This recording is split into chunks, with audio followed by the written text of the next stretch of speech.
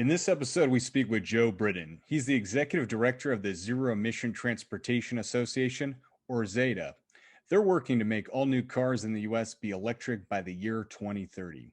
We discuss everything from the current automotive landscape, from impacts due to COVID, along with the current Biden administration and beyond. He shares how his team is working to make ZETA's vision a reality by the end of this decade. All right. Joe, thanks for joining us today. Yeah, appreciate you having me, and I'm always thrilled to talk about electrification in the transportation sector. Well, I think what you're working on is awesome because it's been a topic that people have been talking about for so long, and it just seems like within the last 12 to 18 months, that there's finally getting traction in this area. You're seeing it globally with what's going on in China and Europe with a lot of these new kind of laws and kind of mandates for where they're trying to move the industry. Mm-hmm. And it's really great to see what you're doing here domestically. And I would love to just for you to give a quick overview for those that might not be familiar with your work and what you're trying to accomplish today. Yeah, so the Zero Emission Transportation Association, we started about a year ago. A lot of that was kind of getting it up and running and recruiting folks to be on board. But there's been a lot of excitement. I think, like you mentioned, the timing has been right. But we're now at 53 companies. It's folks in the OEMs, so the Lucid, Faraday, Lordstown, Rivian, Tesla. We've got battery folks like Panasonic and some recycling companies, all the major charging companies in the country, and then some material supply folks, so lithium and cobalt and copper, which are a key piece of obviously advanced batteries, and then a host of utilities. And so we've come together to support a pretty ambitious goal, which is that every vehicle sold by 2030 ought to be an EV. And that's, a lot of times when you talk about EVs, people think about the light duty side, but we actually think all 8 classes of vehicles ought to go electric. And that's an aspiration that has just garnered a lot of, I think, support and attention. I think the new administration plays into that. But, we think about our goals for 2050 and wanting to be, net zero, not only in the power sector, but in the transportation and throughout our economy. In order to get there, if you think about it, you've got to get to nearly every vehicle sold by 2030, maybe 2031, 2032. Otherwise, you're going to have people pulling up to the gas station in 2051 and 2052. And we know, at least from a climate standpoint, we can't be there. And in the interim, all the other benefits that an electric vehicle provides, which is, fuel and maintenance savings, lower mobile source pollution for frontline communities. It's a real public health crisis. And then if you think about the domestic manufacturing and the innovation and the job creation potential, the electric vehicle, again, through all 8 classes, can really be an answer to a lot of challenging questions that we face right now, which is why we're excited to advocate for it. So let's take a quick step back, and you're doing this awesome work at ZETA. It's really making waves everywhere. And a lot of people are kind of talking about the initiative. Can we take a step back and learn a little bit about how you started this and kind of what you've been leading up to ZETA and your background in general, Joe?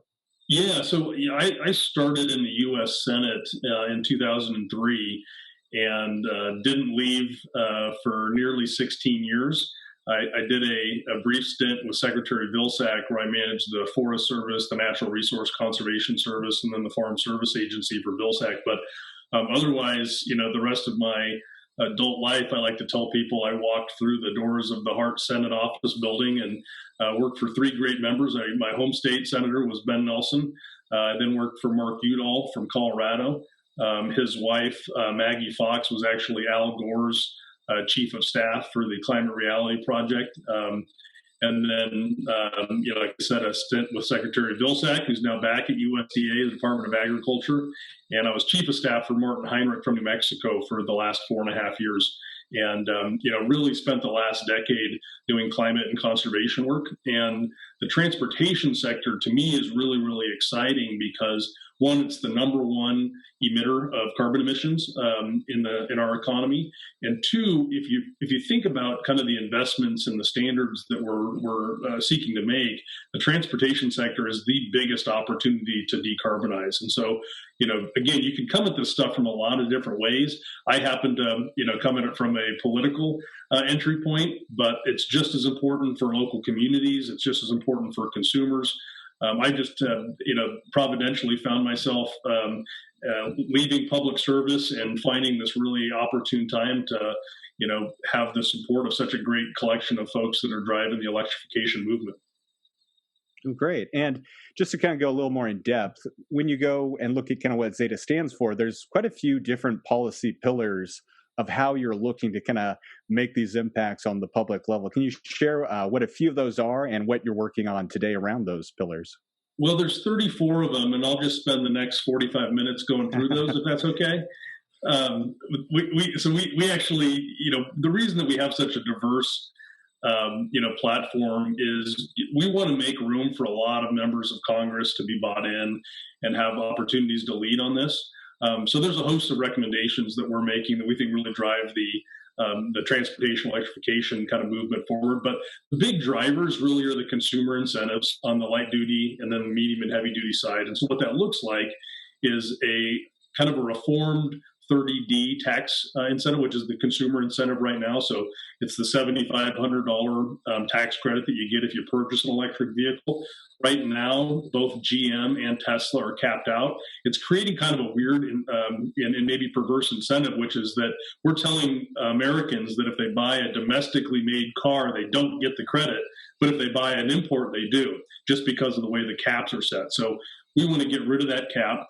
We think there ought to be, and there's been good progress in both the House and the Senate on some secondary market and even vehicle exchange incentives to, again, drive adoption in the light duty space.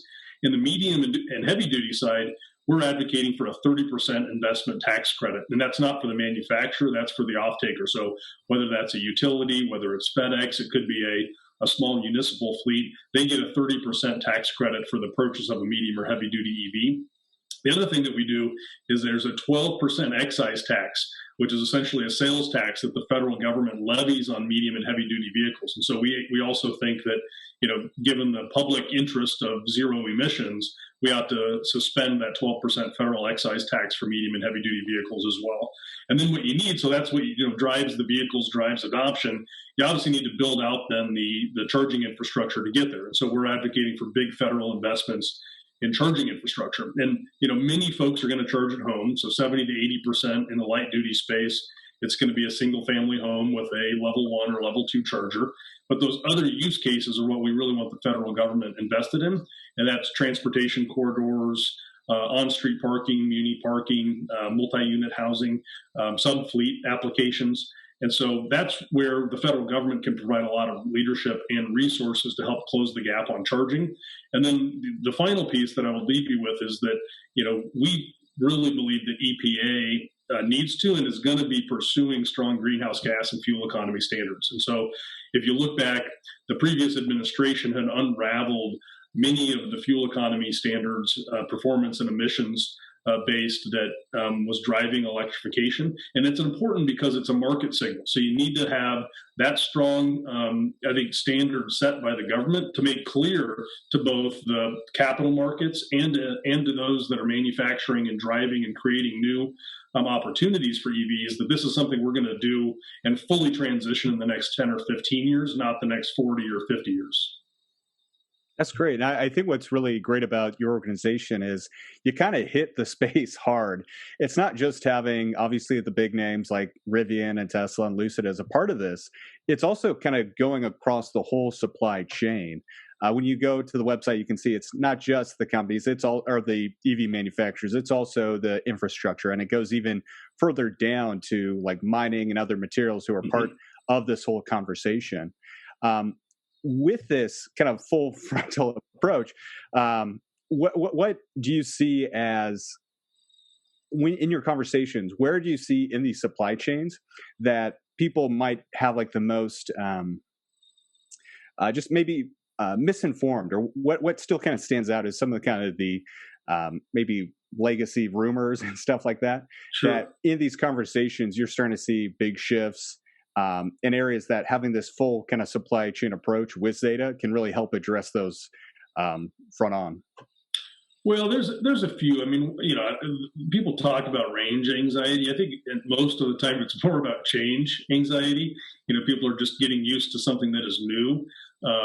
We are going to, I think, see as automobiles in the kind of the advanced vehicle space, grow to a lower dollar amount per kilowatt. So right now, you think about on the cost side for a battery, once you get to about $100 per kilowatt hour for a battery, that's basically a price parity with an internal combustion engine vehicle. So we're blowing right through that. In the next 2 or 3 years, it's going to be $75 or $60 per kilowatt hour. And so on price alone, we will be out competing internal combustion engine vehicles.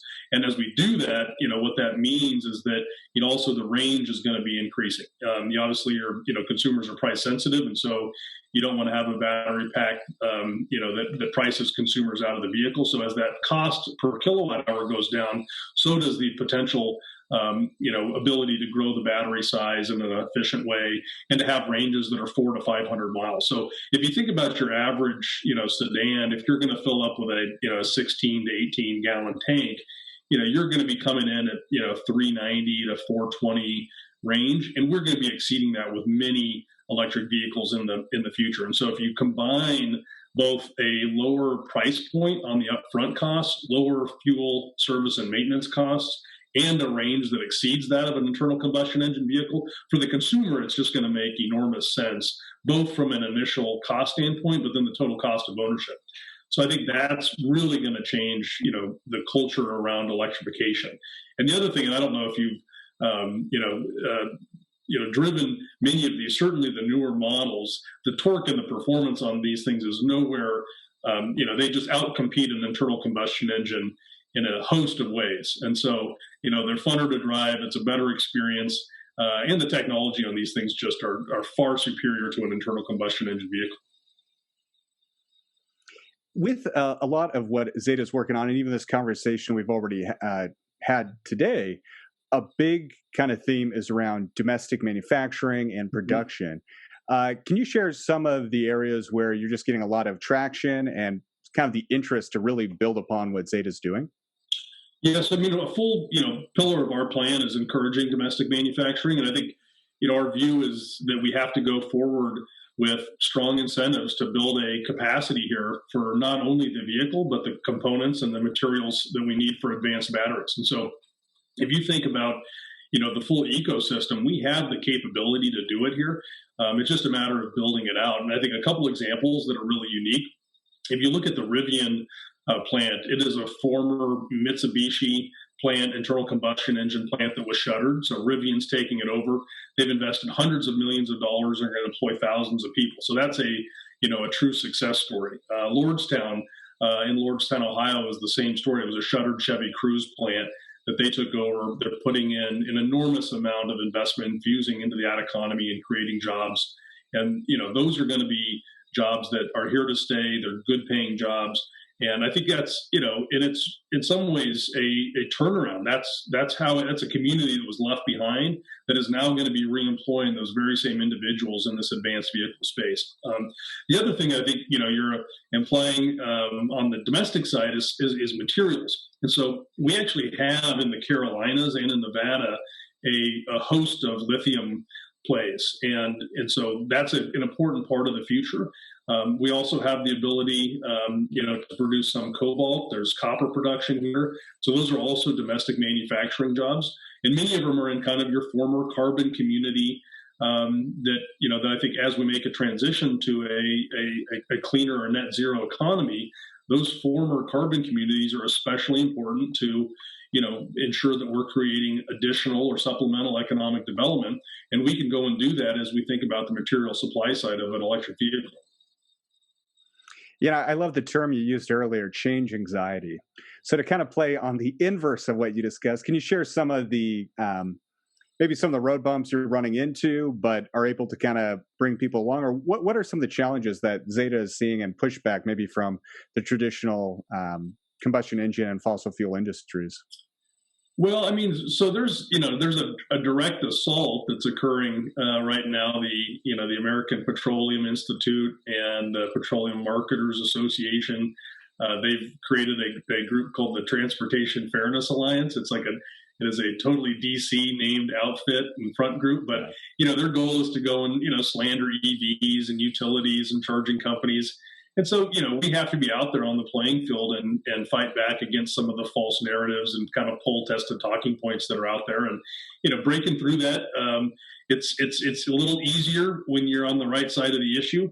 But being under resourced and outgunned certainly makes it a challenge. But the more that we can go out there and actually tell the story of, whether it's the consumer benefits, the public health benefits, the decarbonization, the job creation, the American competitiveness, these are all things that are part of the future and are part of the transition that we're going to make. But it's about going and engaging with those communities and making sure that they see electric vehicles as right for them and their family and for the local economy. Yeah, and I think those are all great points to call out. And for people listening to this, what recommendations do you have to either get involved with ZETA, or do you think just on the kind of like in a grassroots way that they can make the biggest impact to help with some of these current issues? Well, certainly we would invite them to go to zeta2030.org and sign up for our newsletter. We're going to be increasingly relying on kind of our community to help with advocacy. So not only do we represent and are made up of folks in the sector, but we're made up of a real army of people that are advocates for electric vehicles. And we partner with some of our colleagues, whether that's EV Hybrid Noir, who represents the black and brown EV owners and operators. You've got Plug in America. You've got a host of other groups that we're constantly engaging with and strategizing on how to advance electrification. And so, if folks are interested, we would gladly have them enlist and be part of the advocacy campaign.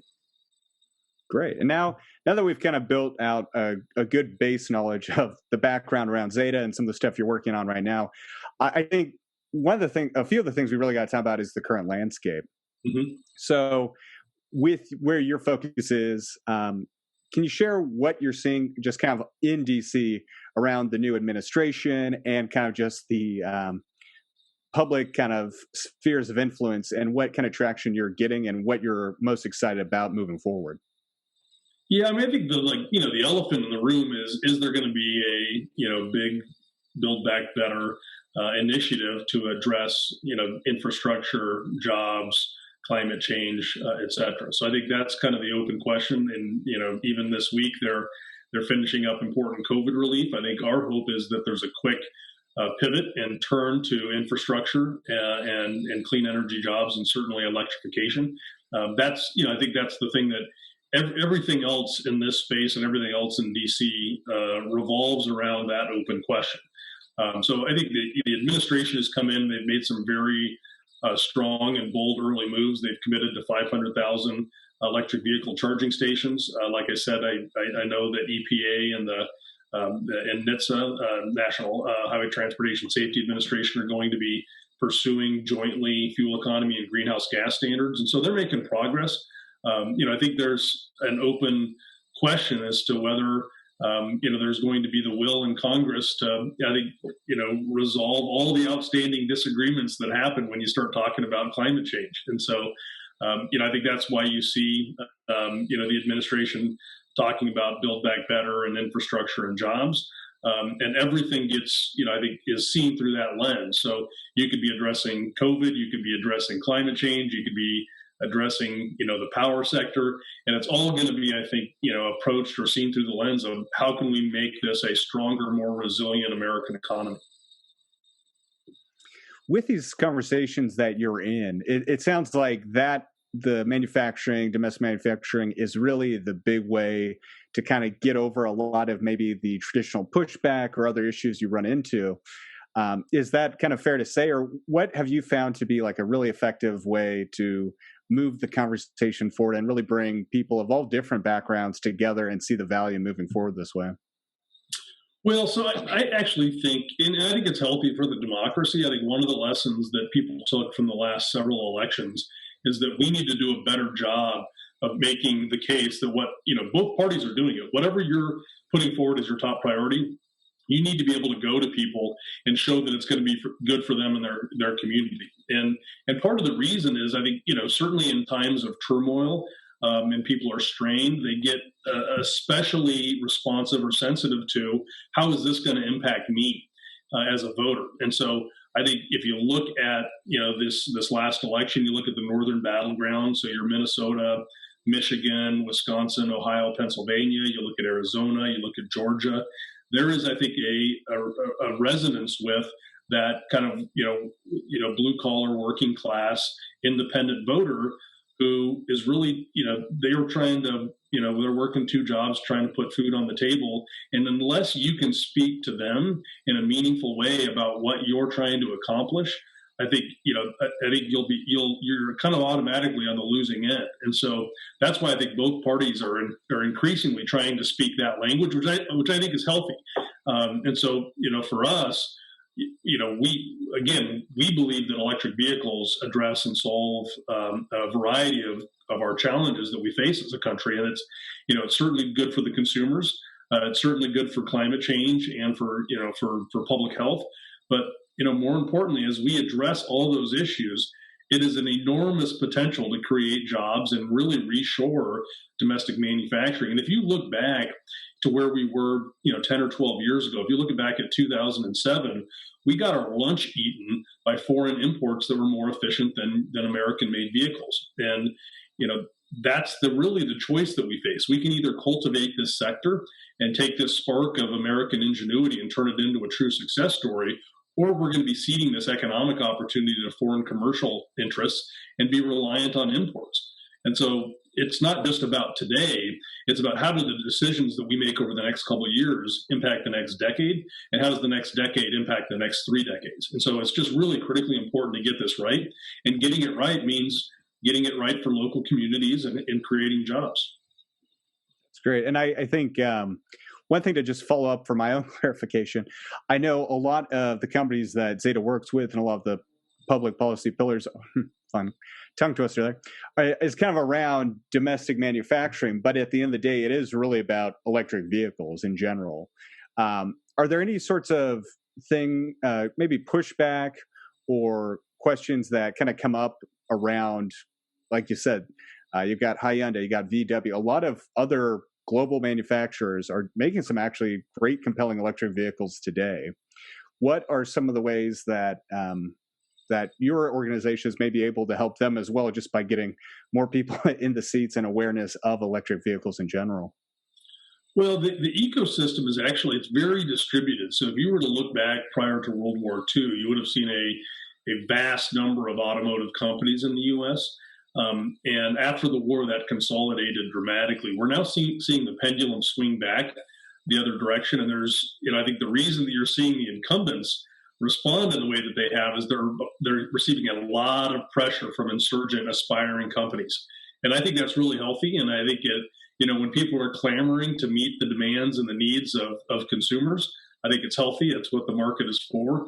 And I think that's really where this is going, is that increasingly consumers, are going to be looking for a vehicle that meets their needs. And I think early on, and this is, you talk about some of the stumbles, I think the stigma of EVs was, it was a Nissan Leaf, and people didn't really envision the ability for their family to, pile in and go to the soccer practice and all the things that, you do. But now there's these, I think really, competitively priced and competitively capable vehicles that are coming to market.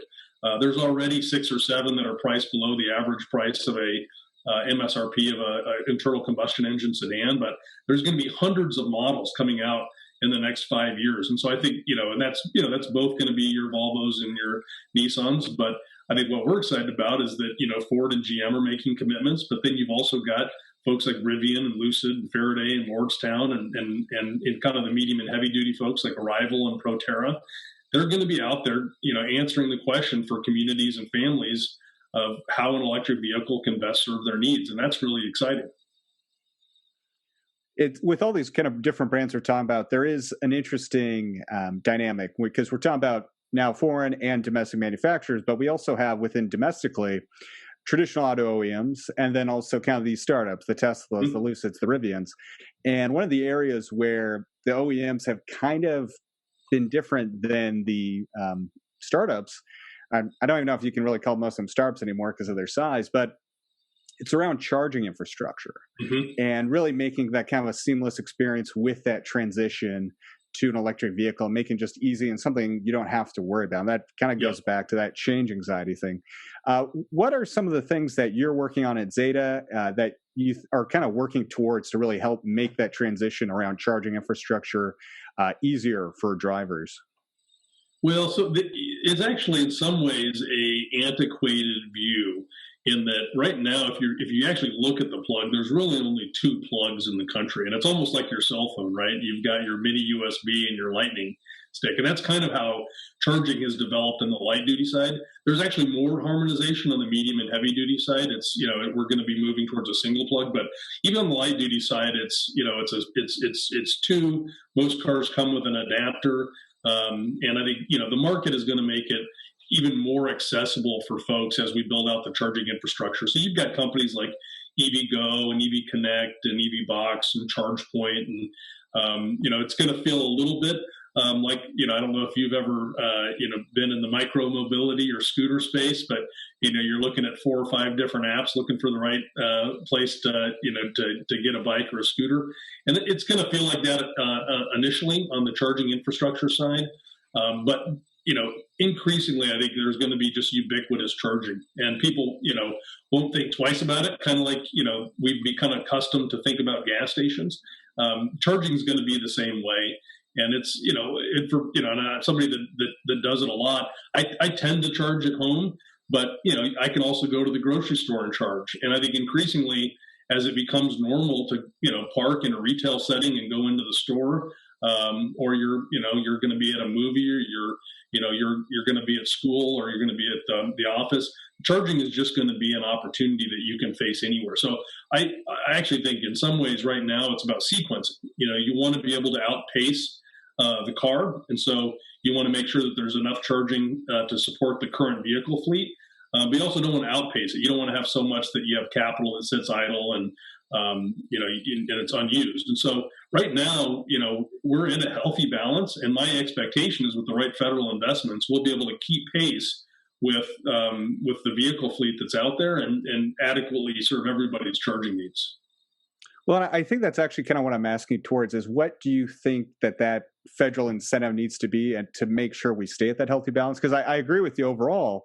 I think depending on the manufacturer, you run into some issues, but it's come a long way. Because when I was driving an EV for the first time like 8 or 9 years ago, there weren't any.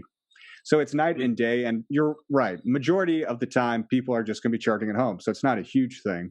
But being able to do kind of the Great American Road Trip is a necessity for someone to really make that switch. And I'm just curious because with a lot of these hardware improvements for charging infrastructure, I've been a part of some of these conversations, and there's all sorts of regulatory and other issues you just run into. And I'm curious what kind of frameworks or how ZETA can help maybe streamline that process and give information to utilities or others to really make it much more of a seamless experience, or for people who are curious about putting them in their gas stations or wherever. What kind of agenda and what kind of regulatory improvements, let's say, is ZETA kind of looking to help push forward? Well, on the incentive side, there's an existing 30C tax credit, which is a 30% credit for the cost of installing a charging unit. We want to see that expanded and reformed, but there's already a base there and a precedent for it. What that looks like is, I think is really a base for a site host, a community, a utility, a third-party charging company to, say, hey, we'd like to pursue electrification and charging for this use case. And it's pretty flexible. I think, again, we want it to be expanded. But I actually think most communities are trying to figure out right now, for every sort of capital improvement or upgrade, whether it's building or transportation or other sorts of infrastructure, how are we going to make this meet our community's needs for the next 25 or 50 years? And electrification is just going to be part of that. So the demand is there. I think certainly the leadership at the local level is there. And then you've got the right partners in place between the charging companies, the utilities, and the site hosts. And so, I think the biggest complement that we can provide to that is a strong federal incentive. The other thing that you could talk about from a regulatory standpoint is building codes. So providing, model building codes. So, let's say if you're building a new home, for example, it's just a lot easier on the front end to make it level 2 equipped and certainly capable of installing the charging.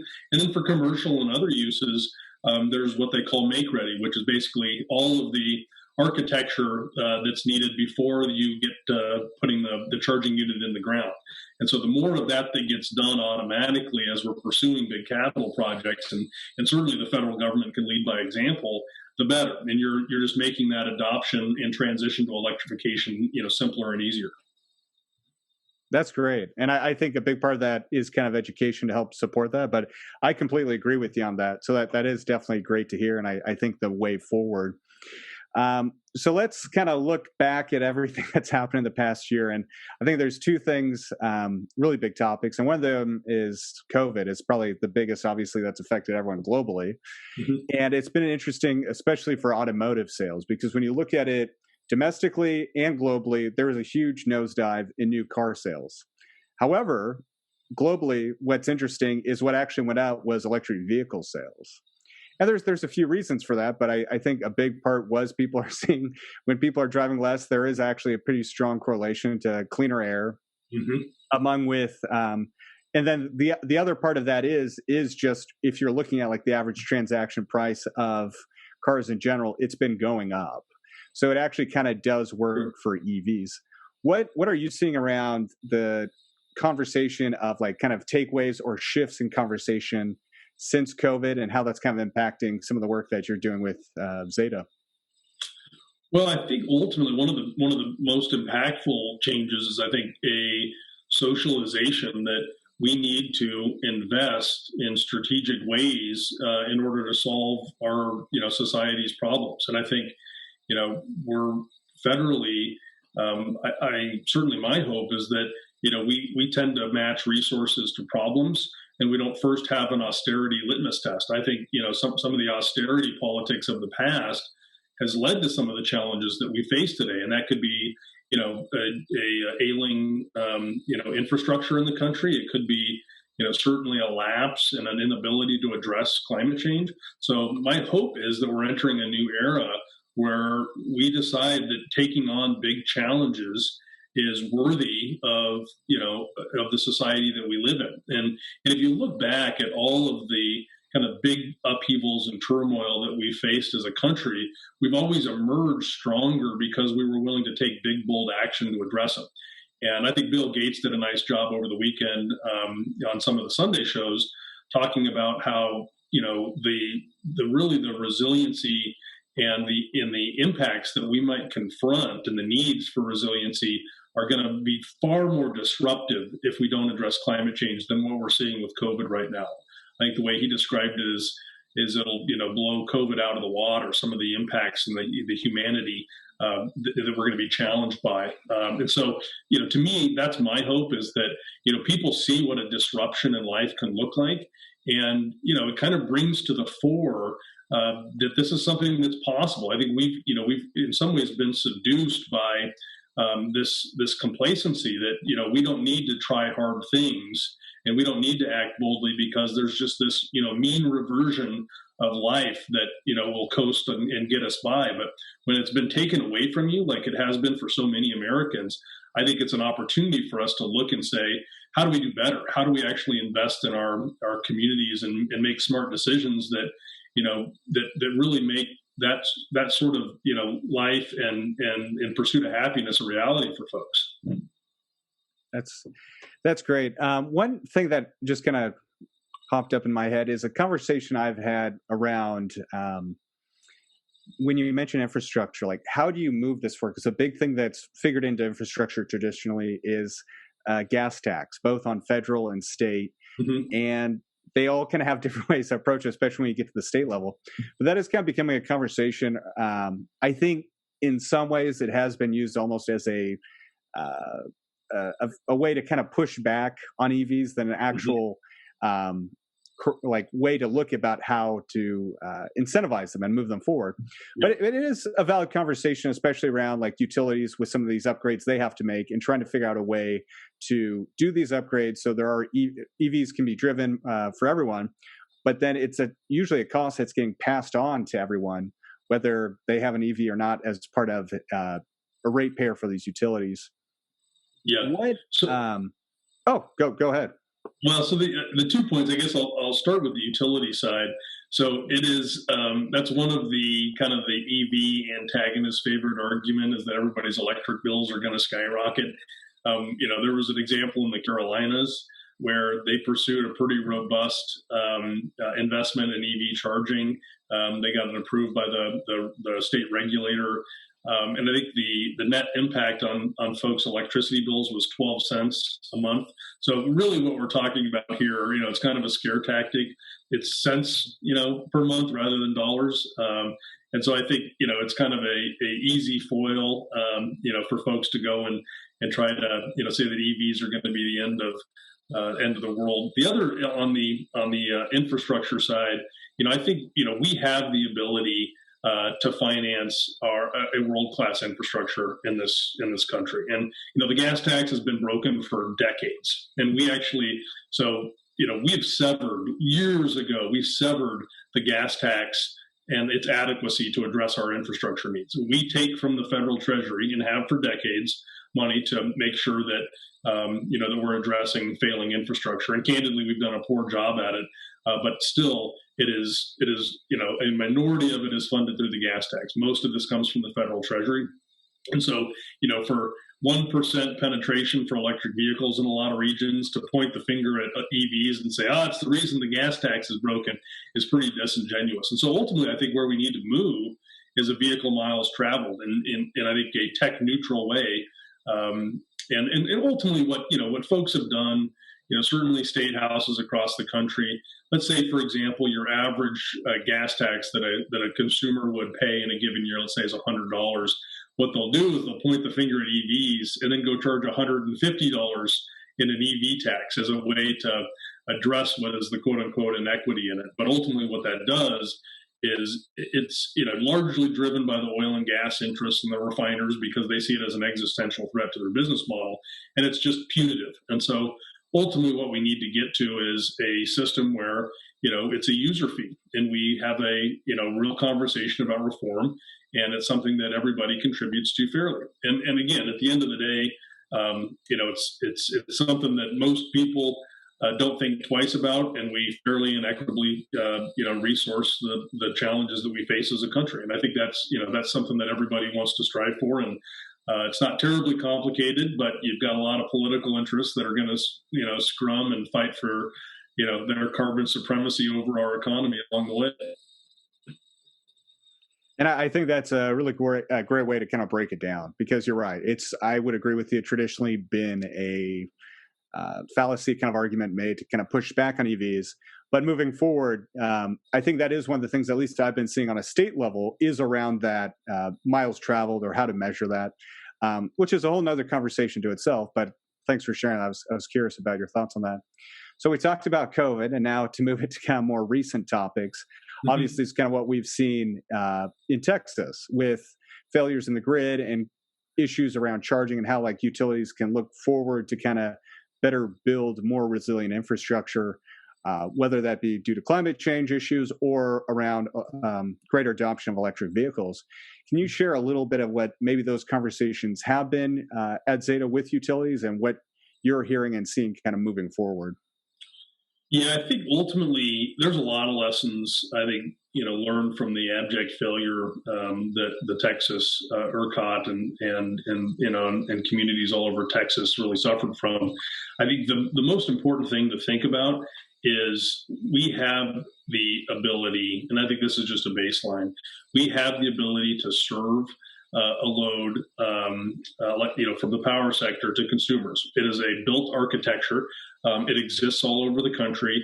It is a very efficient way to deliver fuel to heat people's homes, to certainly to power their vehicles and to power our economy. What happens is human error. And I think that's ultimately what happened in Texas. There was a failure to winterize, to some degree. I think it was a distinct minority, but a failure to winterize some of the wind turbines.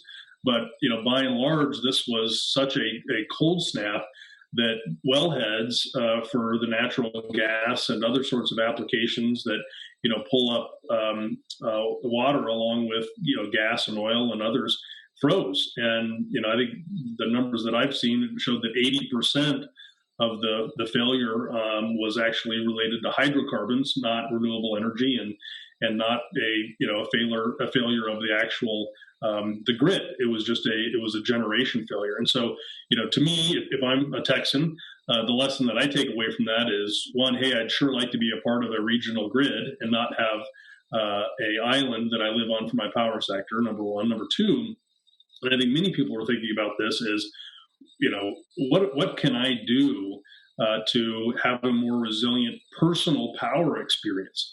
And I think distributed energy, whether that's wind or solar, or certainly a solar plus storage is one way to do that. I think certainly if you look at the peak pricing in a really competitive market like Texas, there are people that got $8,000 utility bills.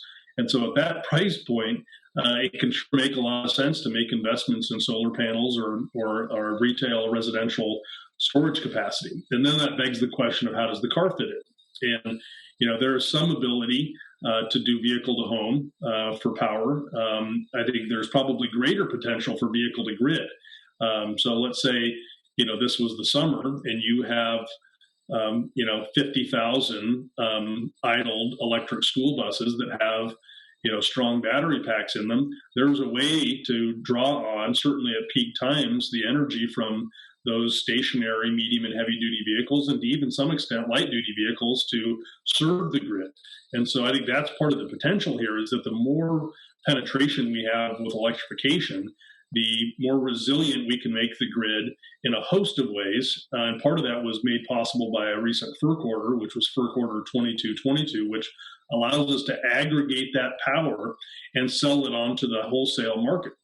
And so that's a potential for your battery, not necessarily to be constantly cycling and feeding the grid, but your battery at those peak times when power spikes from $15 a megawatt hour to 300 or to 500, to provide some resiliency to the grid. And certainly, if I'm a Texan and I've got a variable rate, when those prices peak, it sure will be a benefit for them to have some storage at the residential setting. So I think it is going to get people thinking about their needs and solutions in more creative ways. But I think by and large, I think you're going to see some reforms in Texas because again, I think most of the failure here was human. I mean, it was certainly a natural disaster and a natural challenge, but again, it was human failure that led to this.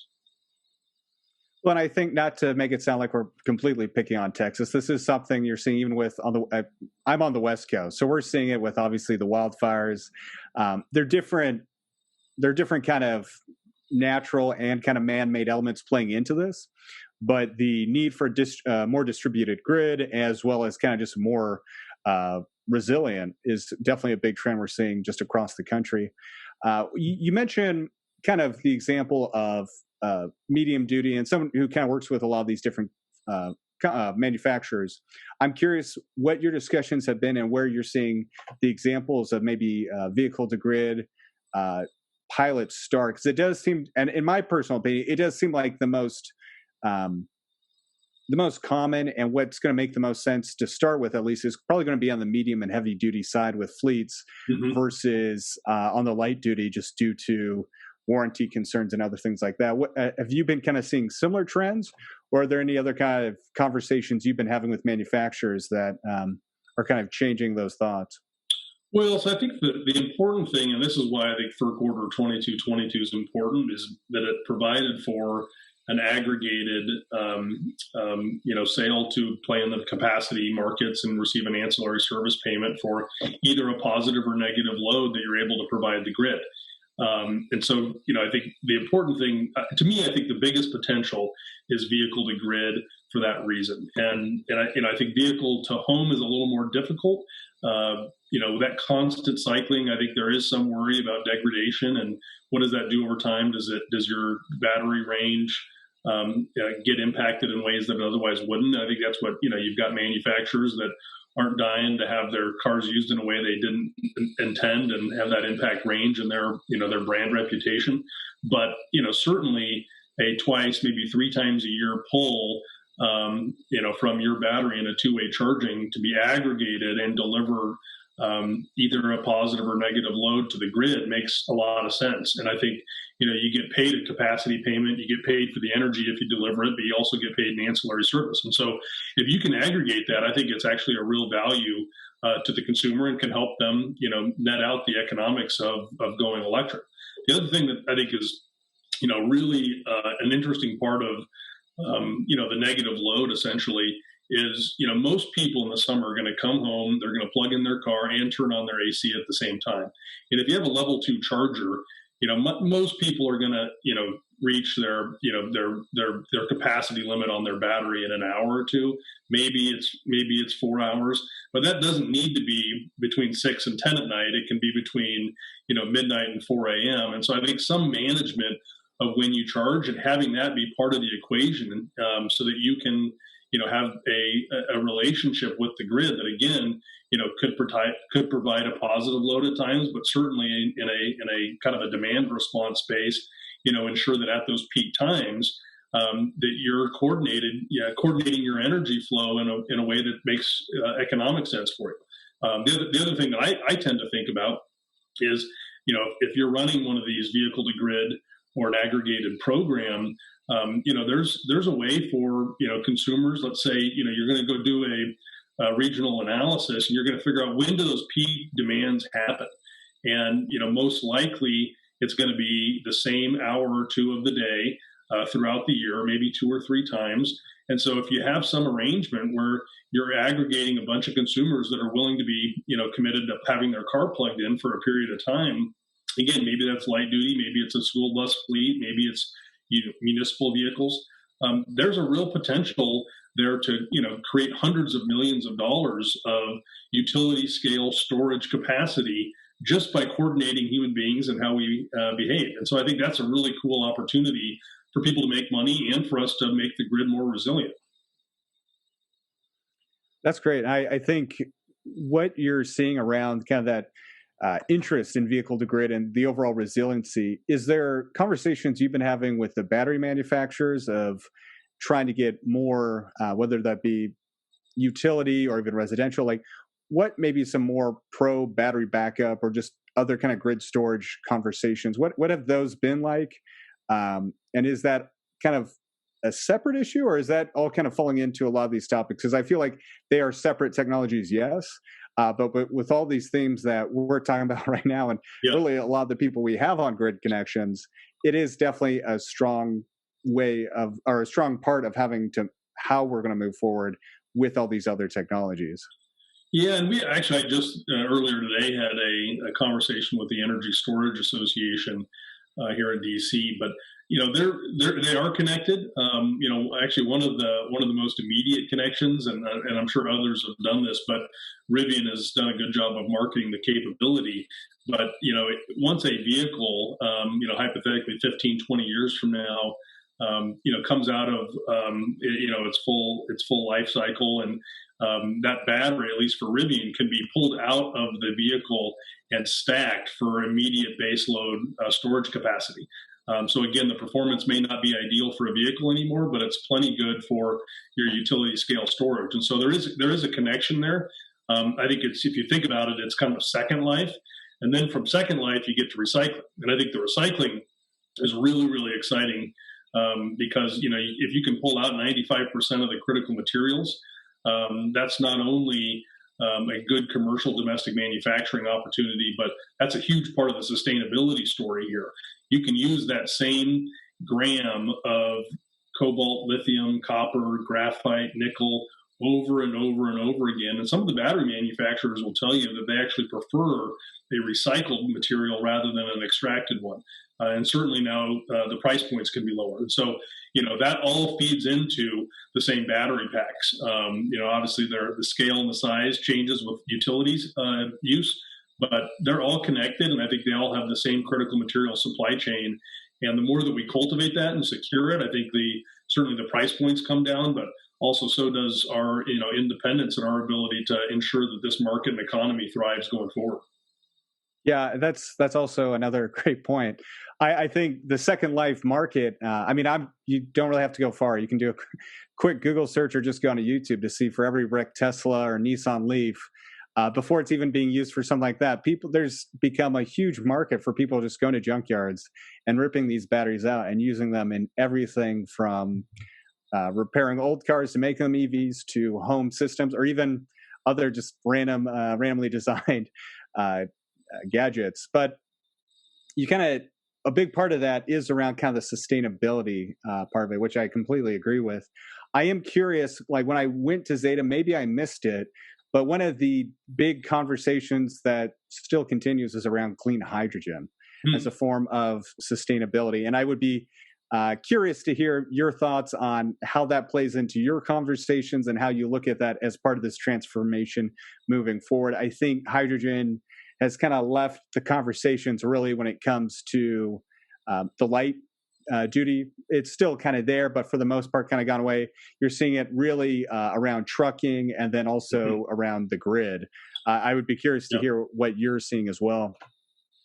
Yeah, in the transportation sector, the thing that people have to think about is that, we already have and have invested for, a century into a delivery system for electrons. It exists. It's already out there. I think to recreate that for hydrogen refueling is just really, really costly. And so I think what you may see is some long haul trucking applications. Again, maybe the weight of the battery pack makes it something where it's comparable to think about the kinds of infrastructure investments you may need to deliver hydrogen.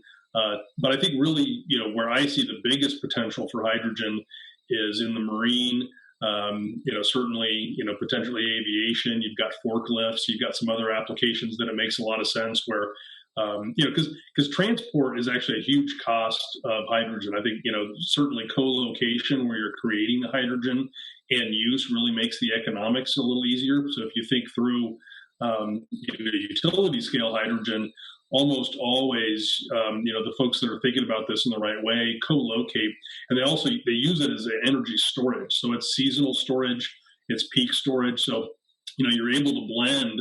I think certainly, you currently can blend about 30% into a gas peaker hydrogen into the mix. I think Siemens has some turbines that allow that. Obviously, with some retrofits, I think there's a hope that gets to 100%.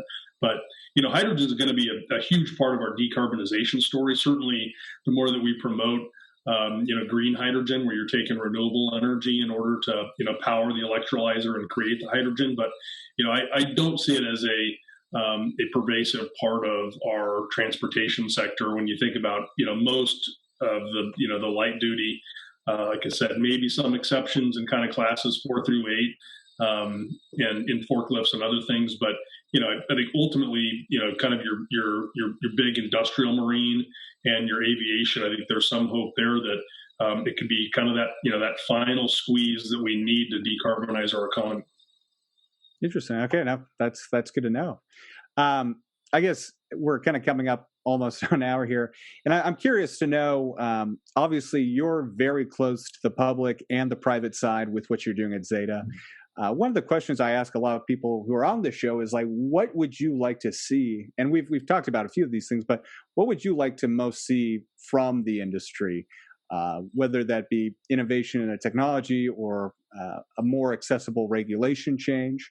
I'd just be curious to know what you'd most like to see come from the industry to make it easier for people to get into EVs and have kind of this impact on the grid. Well, I think the most important thing for industry right now is to have strong domestic manufacturing capacity. And I know most of the companies in this ecosystem really, really want it. They know there's a demand for it, but part of our struggle is creating it. And I think that is not only a question for critical materials, but it's also, the ability for us to use incentives to build up that, components and supply and other sorts of ingredients that go into a vehicle. And so, that's the biggest challenge right now is, I think sometimes without the long or strong commitment or runway for a smaller manufacturing, component, they're just not really ready to retool. And so I think matching up and sequencing the assembly of a vehicle, the final assembly with the full, integrated supply chain is really what we need to get right. It'll answer the question for how do we best create jobs? How do we support domestic manufacturing? But it'll also, I think, fully tie in the political coalition that we need. I think where everybody can see this as a win for them and their family and their community is the place that we need to get to quickest. We've got the right, I think, answer, and this is the direction that we all need to go. And, certainly, like I said, it's better for the consumer. It's better for public health and the environment. And I think when we compare that with, clearly showing that it's better for job creation and domestic manufacturing, that's the full spectrum of where we need to get. Great. Well, I just want to say thanks, Joe, for coming on to Grid Connections today. For those who are interested in learning more about ZETA and the work you're doing and maybe to become a part of it, where can they find out more and help your organization? Yeah, so zeta2030.org is our website. We've got our comprehensive 34-point plan, our roadmap to 2030 on how to electrify the transportation sector, and would encourage folks to also sign up for our newsletter. And we tend to give them not only an opportunity to join us in advocacy, but early kind of landscape level political reads of where things are going in Congress and where transportation electrification can really be accelerated. Well, thank you, Joe, for joining us today, and we'll look forward to speaking with you again soon. Yeah, thanks so much. It's been fun and eager to come back. Thanks for joining us. Be sure to visit our website, connectingthegrid.com. There you can listen to our podcasts, contact us about sponsorship, or even be a guest on Grid Connections. While you're at it, if you found value in this show, we'd appreciate a positive rating on your favorite podcast or video streaming service. Or if you'd simply tell a friend about the show, that would help us out a lot too. Thank you again, and I look forward to us learning more together soon.